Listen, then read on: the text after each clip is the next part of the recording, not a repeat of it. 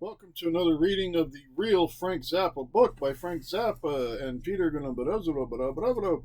And I am here from Texas, and you might get a taste and and to sit on my face of Lonesome Cowboy Burt, who's from Texas, which was, as you know, originally sung by Jimmy Carl Black, who was a Texan. And I'm thinking about dropping my sponsor, OCEAN Spray, because they've been giving me a hard time about how I've been portraying their products. And I still have yet to see in a store 100% cranberry juice. Walmart even has a brand of it. Of course, the Knudsen family does. And I found a cranberry product that I like from Bud Light. So it happens to be from the Bud Light Ugly Sweater Collection. And they have 4 holiday, fun-filled, festive Yuletide favorites. So you have to drink this wearing an ugly sweater. So, without further ado,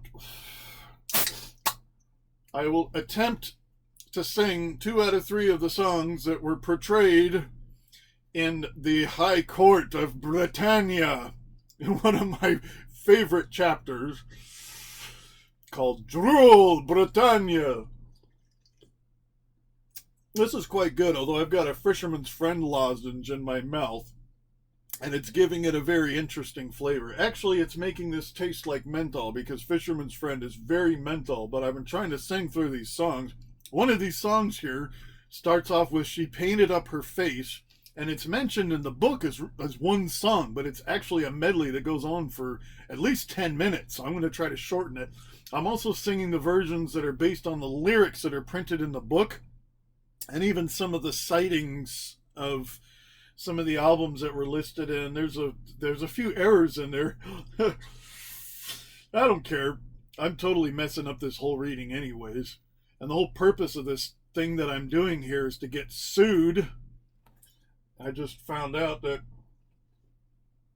some of these folks, after Mr. Zappa had died, are so greedy, want so much music for the rights just to do a biopic, they couldn't even do it. And that's pretty darn sad. And so anyways, as we're just a few weeks away from Mr. Zappa's 80th birthday, which would have been, and the new Zappa the movie, which is clips you've seen, music you've seen, trying to package it in a way that maybe young people will figure out who this guy really was. I think it would be really cool if maybe somebody would make a movie encouraging people to actually finish the jobs that he couldn't finish because he died. So that would make me happy. Other than that, everybody's commemorating him as one of the gods of rock and roll, and everybody still has these little tidbits to educate me on, as far as like, I know something about Zappa that you don't. You don't know this about Zappa. Why do you call yourself Fake Zappa? Because for some reason everybody decides what a fake Zappa is, except for me. But the problem is, this is my video, and this is my copy of the book, and I get to mess with it however I want to. And this is Chapter 7, coming to you from South Padre Island, Texas, in memory of Lonesome Cowboy Burt, who we all dearly love, except for this version I will play you. Doesn't have reeking at you, speaking at you, so you're just going to have to use your imagination of the lyrics that is in the book. And of course you have to listen to the band in your head, because this is all I have, is one guitar. Coming to you from Old Bailey Blended Malt Beverage on page 118. Starting on page 119, Drool Britannia, Part 1. As a result of all that, the British have earned a special place in my heart. In 1975, they came through for me once again when I was forced to sue the Crown for breach of contract.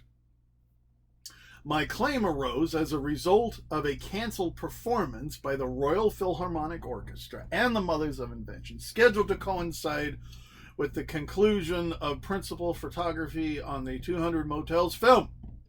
The royal family's attorneys opted to defend their breach by attempting to convert what would have been an arbitratable civil matter into a bogus obscenity trial at the Old Bailey.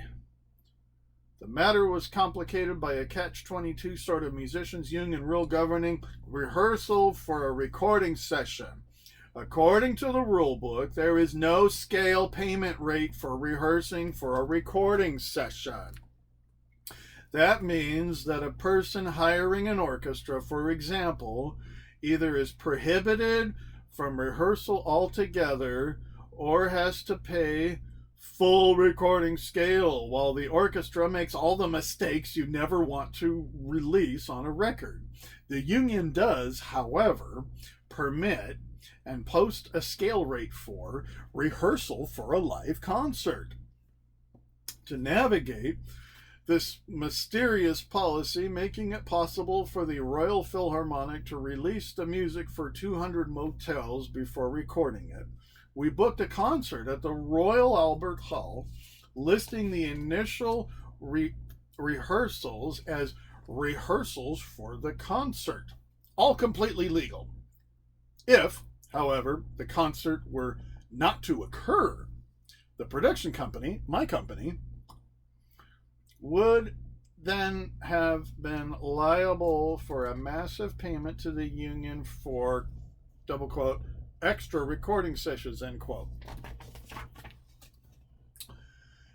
A spinster, her descriptive title in the court documents, named Marion Herod, took it upon herself to cancel this sold-out concert at the last minute after hearing from a trumpet player friend in the orchestra that the song lyrics were, quote, obscene, end quote.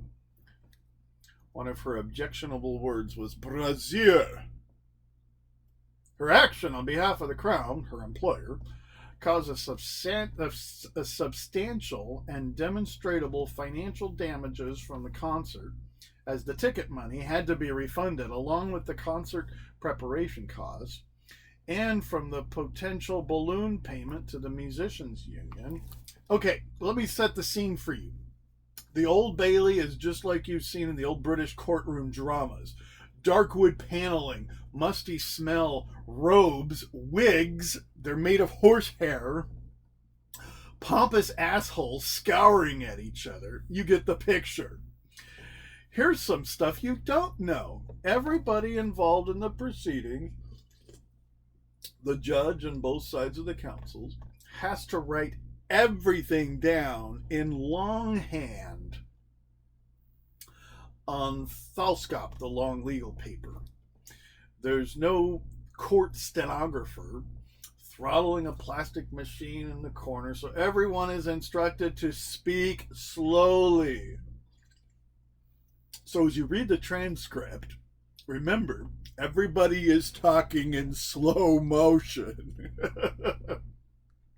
Now, the judge, this guy was maybe 80 years old. He looked like a cartoon of a judge, perfect, except he didn't have an ear trumpet.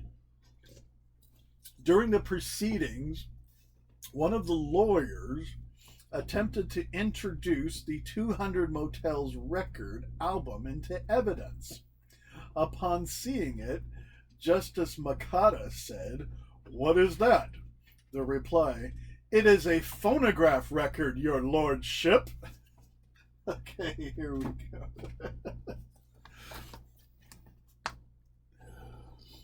Page 120. Mr. Campbell appeared as counsel for defense, Albert Hall. Mr. Ogden appeared on behalf of the plaintiff, Zappa, before Mr. Justice Makata. And then the way it's written, A indicates the answers for the plaintiff, Frank Zappa. But I'll just say Zappa. The interrogation took place in the High Court of Justice, Queens Bench Division, on 15th and the 16th of April 1975. A series of excerpts follows. Mr. Campbell said, "Have you played the Albert Hall before?" The witness, twice. Makata, "You mean the group had?" Zappa, "The group had played at the Albert Hall twice." Mr. Campbell, "Can you remember what sort of things you played? The titles? Can you explain it?" Zappa, "The first time we played at the Albert Hall was September of 1967. During that concert, some of the song titles were Colony Vegetable. The subject matter of the song deals with the concept of apathy between a member of the audience and any form of inert material. Another selection performed in that concert was a song entitled You Didn't Try to Call Me. Has the thing about vegetable anything to do with sex?" No.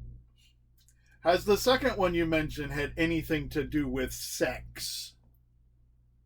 Well, it's a boy-girl situation song that involves no reproductive references. It deals mainly with the subject of heartbreak resulting from a lack of telephone communication, ...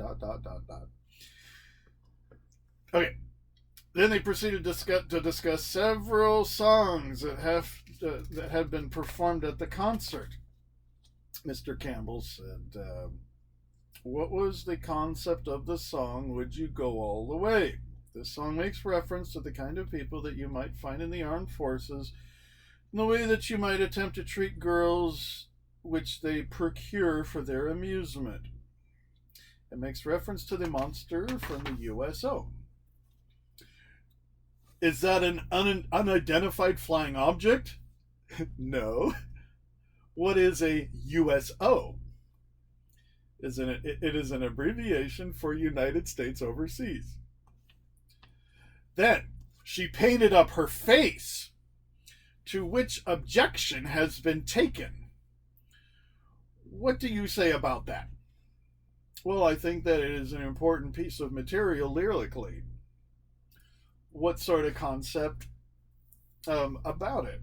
Zappa, to my knowledge, it is the only song in the repertoire that deals with the subject of a girl who is a groupie. What is a groupie? A groupie is a girl who likes people in rock and roll band. She likes them very much. Makata, she likes what very much? She likes the members of the band very much. Mr. Campbell, a sort of fan? Like a football fan? Zappa, only of the members? Like film stars have fan mails? Yes. Mr. Justice Makata, I did not gather that. I thought you said that this dealt with a girl who in fact was a member of a rock and roll band. Mr. Campbell says, No, my lord. The witness, I am sorry. Girls who follow members. Makata, i.e. a follower? Zappa, yes. Campbell, a sort of fan? Zappa, yes. Shall I continue with the analysis of the song? Please do so. It is the only piece of material that deals with the look at the motivations of the girl. Many groups have done songs about groupies, but coverage of that subject has been superficial, and the lyrics of the song represent some kind of landmark in a way which the subject has been dealt with. Is it intended as a serious song? Well, I would say that it as a serious song as anything else I do. Now we come to Bunna Dick. D-I-K, and then brackets S-I-C. What is the concept of Bunna Dick? I would like to point out, at this time, that those lyrics contained in this version of Buona Dick are of a very early draft. The song Buona Dick did not occur in 200 Motels. It was not included in the film. It is not part of the album, Mr. Campbell. It was, I think, on another record. Yes, but not in this form. The title Buona Dick is an album called Live at Fillmore East, but it has nothing to do with the text that you are asking me to analyze here. It is a totally different set of lyrics, Mr. Justice Makata. Buona is apparently a West African term, or an African term for boss, is it? Is that right? Zappa. It is the kind of word that you have in a jungle movie. I do not know what it means in reality. It is a jungle movie word. What does it mean in a jungle movie? You never know what it means in a jungle movie, unless somebody can explain it to me that word exists in some special African language. My understanding of buona has always been that it's something that the guy with the box on his shoulder says. Mr. Campbell. What do you mean by the guy with the box on his shoulder? Well, natives walk behind the guy with the helmet and they have the box on their shoulder. Mr. Campbell. My lord, he means the bearers in the jungle. Mr. Justice Mokata. A sort of porter or bearer in a jungle? Mr. Campbell. Yes. The witness. Yes. Mr. Ogden. I am not interested in what my learned friend thinks it is. I am interested in what the witness thinks it is. Mr. Justice Makata. What does Buona Dick mean? Zappa. Buona, with the dick after it, would mean a person who at some time could wear one of those helmets and could have people treating him in some sort of respected way, and who was in possession of a, quote, DIK, end quote. And what is a DIK? Well, in this context, it would be a rock and roll person's penis. Mr. Campbell. And what is the concept of Buona Dick? Okay, I will explain the concept of Buona Dick to you. In every band, there is some member of the band who, during the course of touring, gets the opportunity to entertain more girls than the other members of the band. It is like winning a contest. If we carry this concept to a ridiculous extreme, this person would be awarded the title of Buona Dick. The song deals with the fact that each in his own way, each member of the group secretly believes that he is the Buona Dick. Oh, I see. And the song attempts to show how foolish this concept is. Quite satirically. That is right. It is a satire. ... Cross-examination. Alrighty. Mr. Ogden, let us turn to Lonesome Cowboy Burt. And if you go back to page 48, please. This song is of Cowboy Burt saying he wants sexual intercourse with a waitress, is it not? No, this song is not specifically about Cowboy Burt seeking sexual intercourse with a waitress. My name is Bertram, I am a redneck. All my friends, they call me Bird. All my family from down in Texas made their living digging dirt. Come out here to California just to find some pretty girls. The one I see gets me so horny. Ruby lips and teeth like pearls. Wanna love them all, wanna love them dearly. Want a pretty girl, all them pay. I'll buy them furs, I'll buy them jewelry. I know they like me, here's what I say. I'm lonesome cowboy girl. Don't you get his feelings hurt? Come on in this place and I'll buy you a taste. And you can sit on my face. Where's my waitress? I'm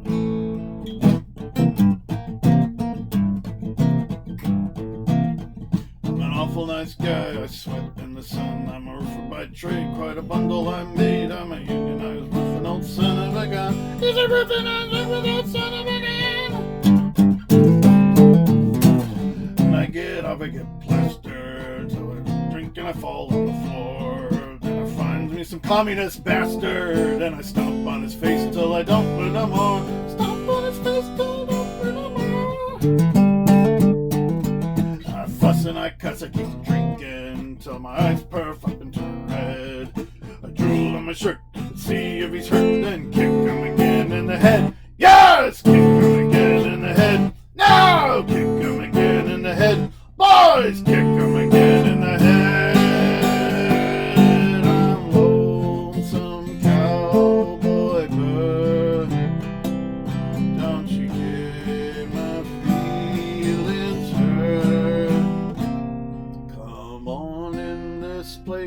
And I'll buy you a taste.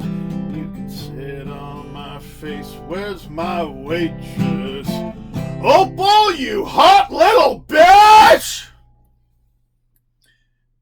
And by your use of the word specifically, you lead one to understand that in part it is about that, Mr. Justice Mikado. Well, the implication is that it is about that. Well, when you say it is about that, that is not the function of the song. I'm trying to understand your terminology. You see, if you can give me some guidelines on how to understand what is going on here, I can function better, Mr. Ogden. Mr. Zappa, if I may say so, I do not think you are a stupid man by any means. I think you understand what I am trying to get at. At least in part, this song implies that Burt wants sexual intercourse with a waitress, does it not? At least part of the song does imply that a character named Lonesome Cowboy Burt seeks to have some sort of sexual relationship with a waitress. Thank you. And on page 22, the unnamed version, I would be grateful if you would tell us what this phrase means. And I will buy you a taste and you can sit on my face. I will buy you a taste is a reference to purchasing an alcoholic beverage on behalf of a waitress. And sitting on his face is a reference to the girl sitting on his face. That being a sensual reference? Not necessarily. It could indicate a piggyback ride in an unusual position. Are you being serious? Certainly. I will buy you an alcoholic drink and you can have a piggyback ride sitting on my face? Zappa, that is not what it says. I understand you to be indicating that this is what it meant. Have I got you wrong? Zappa, no, it is open to interpretation as well as any other. You wrote it. You must have had something in mind. Mr. Justice Mikado. What does it mean, you can sit on my face? Zappa says, somebody can sit on your face. A very unpleasant occupation for the person whose face is being sat upon, is it not? Well, this is an unusual character, this Cowboy Burt, Mr. Ogden. Mr. Zappa, are you the author of this? Yes. What did you mean when you wrote it? Well, I pictured a situation where there was a cowboy whose name is Burt, and his family history had been given in the first part of the song. He is making himself obnoxious in a bar, and that particular line is a line that was extracted from some actual graffiti, which I saw in a bar, which is characteristic of the lifestyle in the area in which Burt functions.